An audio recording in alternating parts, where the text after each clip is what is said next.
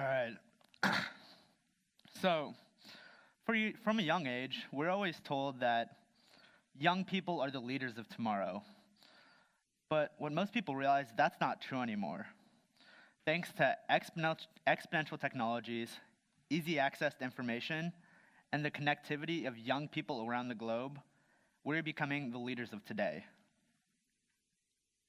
Today, a child in Africa with a cell phone has access to more information at his fingertips than Bill Clinton did as president. That is truly amazing. Young people today are able to do what only countries or companies and even countries could do before. And it's really amazing to see what they can do. So, healthcare devices that only the largest pharmaceutical companies could afford are being built by youth in their garage. And genome sequencing, which you've heard is used to cost over $2.7 billion, in correlation with youth innovations is now under $2,000, which is really amazing. So, thanks to exponential technologies and youth innovations, the price of computing is now becoming marginally zero. So students don't need a garage full of hardware to process data and information. So, and also thanks to the small cost of cloud computing, the cost of complexity is also becoming marginally zero. So all of this, coupled with an abundance of information, has allowed for the most innovative generation of all time. Recently, some of you might have heard this, but a girl from Saratoga, California, just won the Intel International Science and Engineering Fair competition. And she developed a supercapacitor for mobile devices. And this developed supercapacitor could charge your phone in less than 30 seconds. It kind of makes me wonder what the scientists at Apple are doing when the newest innovation they can come up with is a 30-minute increase in my phone's battery life. Aisha Care had almost no experience with mobile technologies, but was still able to make this revolutionary device. This is an amazing story, but it isn't the only one. Students around the globe are becoming more innovative, and Care's supercapacitor is just the beginning. Jack Andraka, a student from Baltimore, was sitting in his high school biology class learning about antibodies when his teacher briefly mentioned carbon nanotubes. Interested in learning more, he went home and used simple Google searches to learn more about these nanotubes and their potential cancer research. Using his newfound knowledge, he started applying to labs across the country to further his research in carbon nanotubes. After nearly 200 rejection letters, he was given access to a lab and developed a cancer diagnostic tool that was better than anything that anyone had ever seen before on the market and used only a strip of paper. Catherine Wong, a high school student from Morristown, New Jersey, also had an ambitious goal. She wanted to provide an ECG for the nearly 2 billion people without access to healthcare around the world. Using only off-the-shelf electronic components, she developed a completely wireless sensor that picks up the heart's electrical signal and transmits them to a cell phone and healthcare professionals to analyze. So actually, together, Jack, Catherine, and I have formed one of the first high school Qualcomm Tricorder X Prize teams. And I can't really go too into depth about what we're doing, but the basics is this. So we're developing a non-intrusive sensor that can look through your skin and into your bloodstream and look at all of the proteins in your blood and base their diagnosis of diseases off of this. So we're also working on a mobile device that can wirelessly read your vitals so that you'll be updated in real time about all of your vital signs. Another one of our team members, Catherine, is actually working on an MRI that can fit on a card, which is amazing. So I just wanted to take a step back a bit and just, ask you guys to imagine this. So imagine how much more Jack could have developed if he didn't have to wait through nearly 200 rejection letters before getting access to a lab and building the earliest diagnostic tool for his cancer sensor. Imagine the impact students could have if they didn't have to pour thousands of dollars and a countless amount of time and energy on one design. Well, as many of you now know, that's happening. With 3D printing, students no longer have to settle on one design before going into further research. They no longer have to depend on large-scale institutions to actually develop their idea once they come up with them.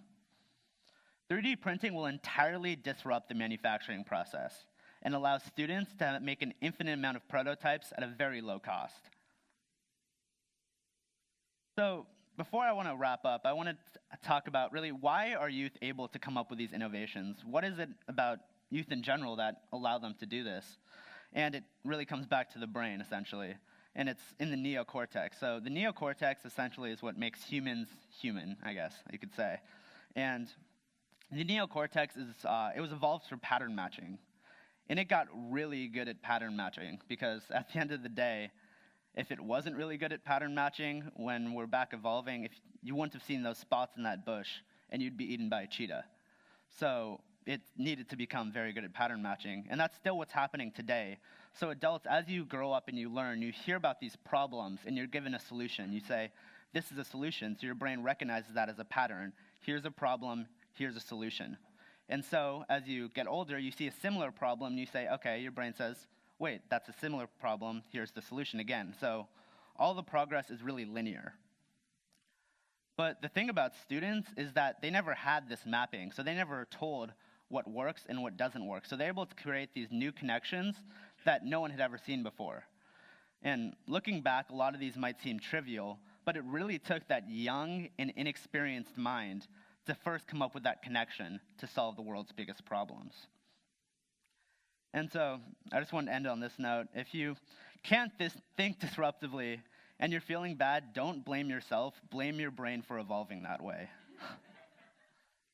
And I just wanted to let you guys keep this in mind. So the next time you're disciplining your children, if you have some, just remember that it might be his innovative, his disruptive new idea that will be the next billion-dollar company that you will be working for next year. So thank you.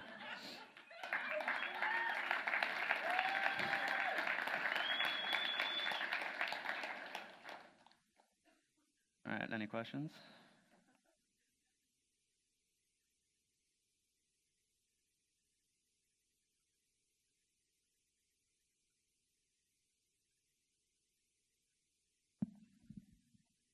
Do you have a timeline yet for your tricorder prize? We do, but I'm not sure if I'm supposed to reveal that. It's coming soon. Let's talk in blinks. Let's blink a couple times if it's within a year. Hi, great talk. Could you share with us, please, what is your approach when you're trying to tackle such a global grand challenge as the tricorder? So I guess my approach is I look at what's been done before and I throw that all away and say, what is the new things we can do? Because if you really want to come up with a disruptive idea, as we've learned here, you can't look at what's been done before. It's all about new ideas and new connections of something that no one else has been done before. And that's like what Jack was able to do. He used carbon nanotubes on a paper strip. And no one had thought about that before because the story for him is that a really close friend had died of pancreatic cancer, and so it was really close to home. And pancreatic cancer is really treatable, but it's only if it's detected early, and the detection is really expensive and it's really bad. And so he was able to come up with a new detection system just from learning about basic things in his high school biology class in Google.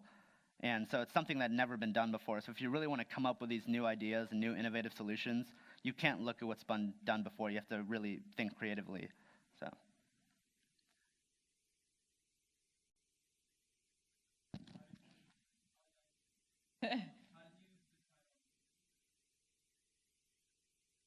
Oh, yeah, thanks. I think I'm pretty amazing, too. But, so pretty much we were at a TEDx in Redmond, and they were both speaking there, and I actually knew the host really well, so I was kind of backstage, and we started talking about, Jack was talking about his cancer research, and Catherine was talking about her mobile ECG. And I know my family's been involved with the X Prize a lot, and we talked about really what is the best way to actually solve the global health problem. How do we get mobile healthcare access to these nearly 2 billion people that Catherine had cared so much about? And we realized that the tricorder was a perfect solution because not only did it have a goal of what we were trying to solve, but it had a $10 million prize, which was nice. And so Originally, it was just like we're thinking of doing it, and over the past year, it's gotten to a point where like we're actually doing it. And just 2 weeks ago, actually, we officially registered, so we're now a team on the competition.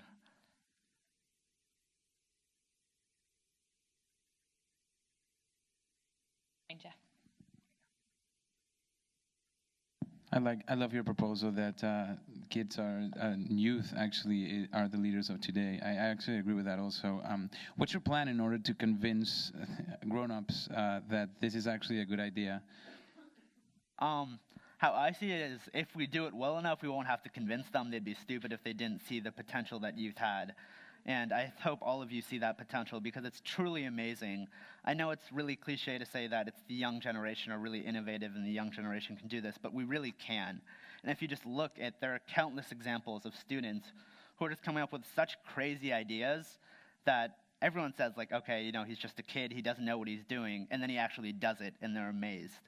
So there's another kid who I met, his name's Taylor Wilson, and he really liked nuclear physics. So he liked the idea of having being able to have access to a bomb, pretty much. He's like, oh, it's nuclear, it must be a bomb. And his parents are like, okay, he was only 11 years old. They're like, okay, you can learn a little bit. It's okay, you'll eventually do something real. And turns out when he was 14, he built a nuclear fusion reactor in his garage. So this is stuff that very few people on the planet can do. And this 14-year-old kid who just had kind of an interest in blowing stuff up built this nuclear reactor, which is amazing. Or scary. Or scary. Other questions for Neil?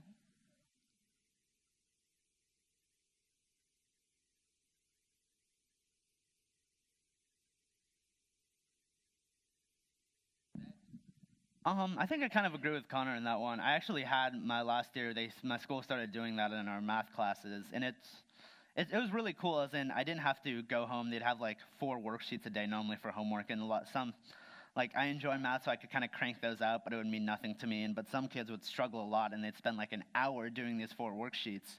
And the teacher would always say, if you spend half an hour or whatever, and you can't finish it, stop. But no one wanted to be that kid who didn't finish. So students would spend so much time after coming home from sports and having other schoolwork to do all these worksheets. And when they decided to flip it, it was really cool because it said you only have to spend 20 minutes, and that's it. It's not really flexible. It's not up to an hour. It's only 20 minutes. And then you go into class, and you just hang out with your friends, and you talk, and you do math. And so it's really fun, and I think it worked well for me, so I think it's a really good idea. But the question is just how you get it implemented. So congrats for your talk. It was very inspiring. So I have 2 questions for you. One is, after you solve this grand challenge that you have right now, what is your next step? And second, does this mean your parents are going to work for you now? That would be nice. But actually, I'm not really sure what my next step is going to be. I know I want to go into business because I just know that's where the solutions for everything is, whether all the global grand challenges can be solved through innovation. And so I'm going to be a junior next year. I'm planning on going to school, hopefully business school, and then I'll just kind of see where it takes me. But it would be pretty awesome if my parents worked for me. Yeah, I like that.